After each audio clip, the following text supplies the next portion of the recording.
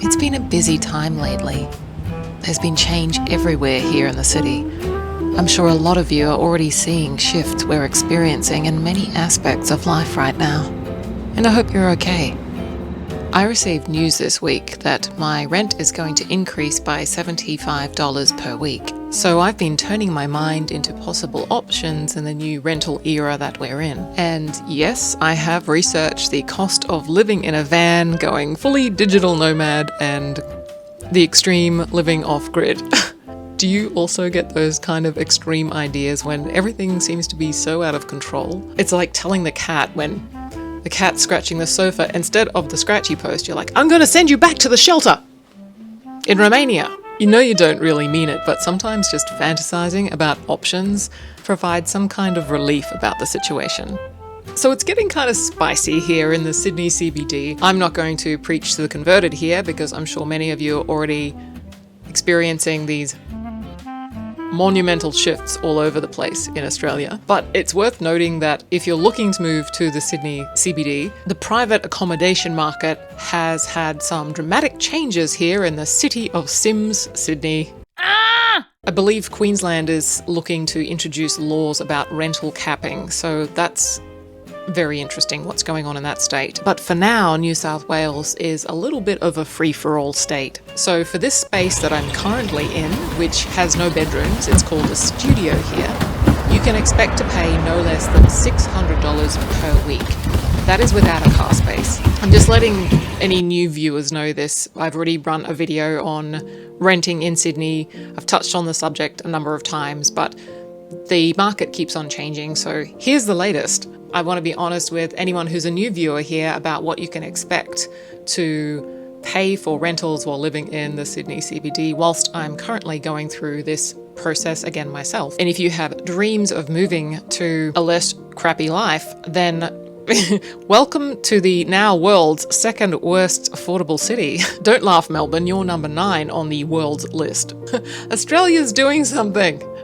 We're on the list again and again. In fact, Australia features heavily on the world's list of the worst affordable cities in the world. The available places here right now to rent in the city has had a dramatic decrease. And from my video that I posted last year I moved in around April in 2022, and things were fairly bad then. But now, if you go searching for accommodation in the city, the options are incredibly small.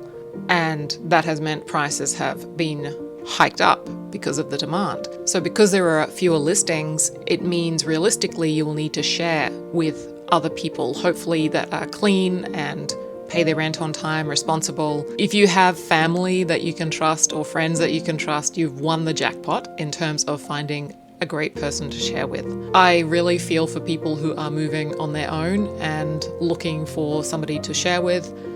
I'll drop a link again to the Facebook group that I'm aware of, and I have looked at listings where people are sharing accommodation around Sydney if that's going to help you. So I've been doing inspections on accommodations again in Sydney, and this is probably the worst I've seen it for availability of places, prices, and also the number of people.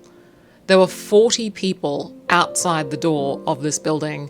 First thing to note is a lot of landlords are only looking for people to sign up for 6 months or 12 months. And some of the reasoning might be because the rental market is in a lot of flux. But I have read, and it seems to be the case, that landlords want to only limit a tenant to be in for 6 or 12 months so that then they can increase the rent again.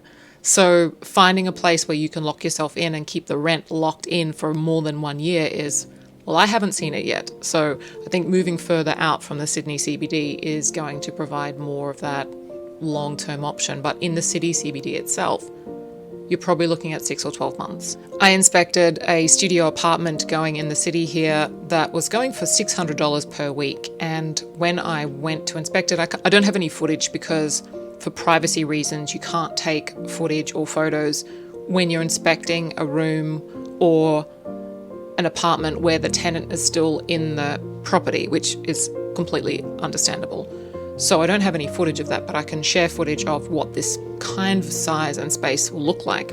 It was again a studio, so it means no bedroom, meaning you've just basically got a lounge room with a shelf for a microwave. That's your kitchen. There was barely any room to walk on the floor because the tenant was still in there, but then I soon realized that she was sleeping on the floor on a mattress with a baby. So $600 a week, sleeping on a mattress on the floor with a baby. I thought, my gosh, don't freak out if you see some very economical use of space when you're inspecting apartments. It made me realize that there are a lot of people who are doing the best they can to make ends meet and survive in the current economic climate. I inspected one place on George Street here in the city, so it was very close to Event Cinemas, if anyone knows that spot. I inspected this apartment for a similar price, and it was again a studio. But when I entered with the real estate agent, the whole place smelled like cockroaches, and there was no tenant in there at the time. It was empty, but there were stains on the walls,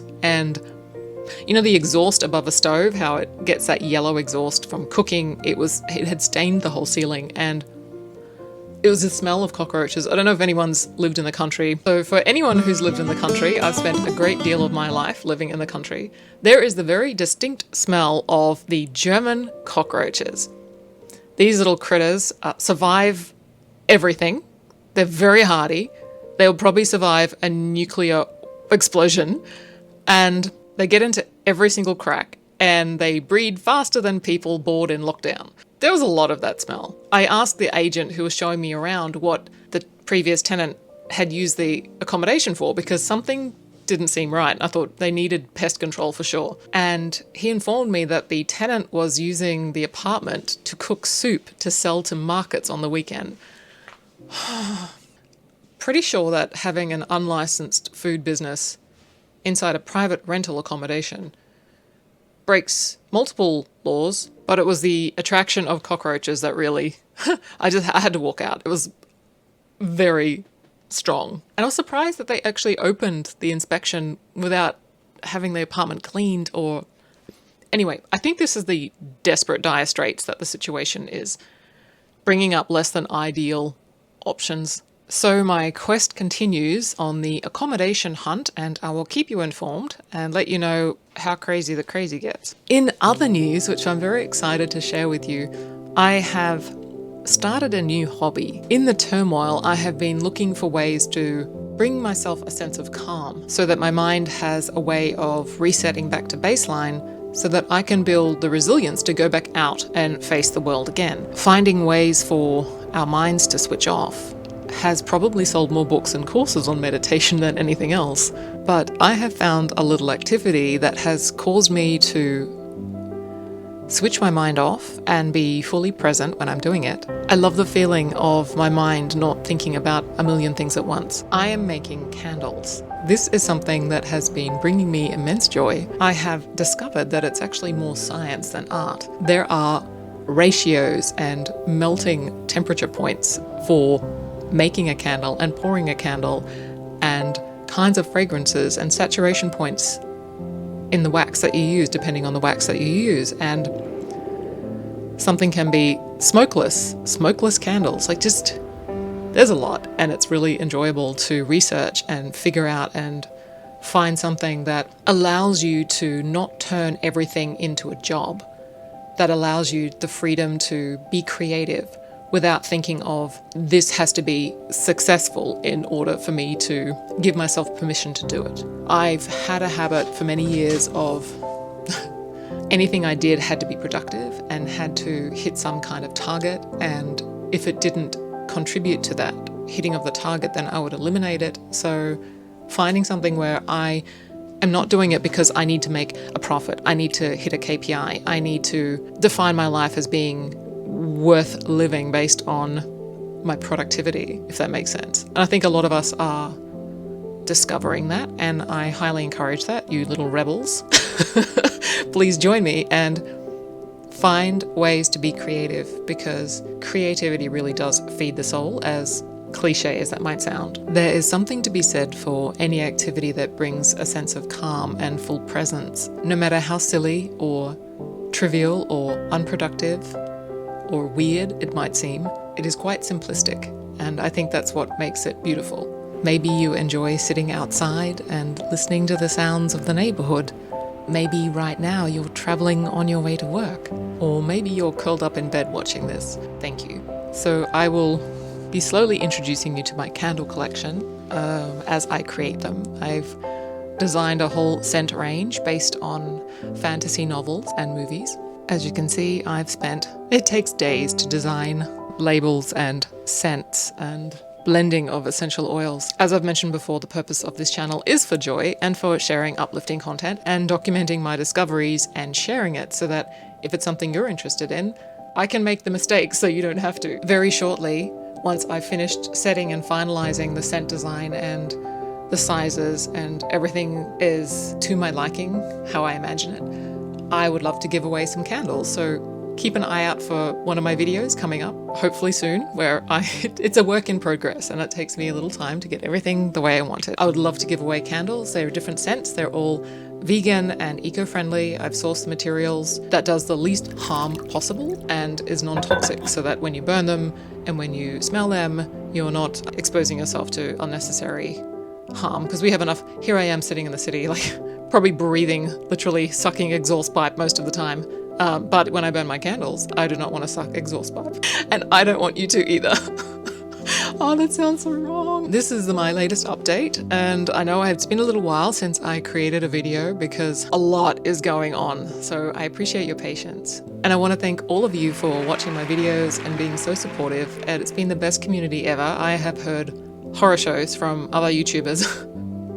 And I'm so glad that you're not like that. So I appreciate it because it does encourage me to continue. And I've had some really wonderful supportive messages. So thank you. Thank you, Alison, for your very kind message, encouraging me to continue making videos. I appreciate it. And a message to, I'll just make sure I get their name right, PJN77. Yes, moving to Sydney CBD. I hope that you're able to find some good people to surround yourself with. That's going to be probably the best way to go about moving, particularly if you're older. If you have a job, like a stable job, it's everything now, because I know a lot of students are suffering trying to find a place to rent. So I wish you the best in moving to the city. I still feel it is a beautiful city to live in. It is clean, it is safe, comparatively, like look around the world. Like I won't mention there's a lot of negative things that are out there, and remembering how well we have it. Yes, it's not without problems. We're not without ways that we can try and improve. Oh, it's going to be some merry adventures coming up. Thank you for watching. I hope you have a wonderful weekend and keep up the joyful work.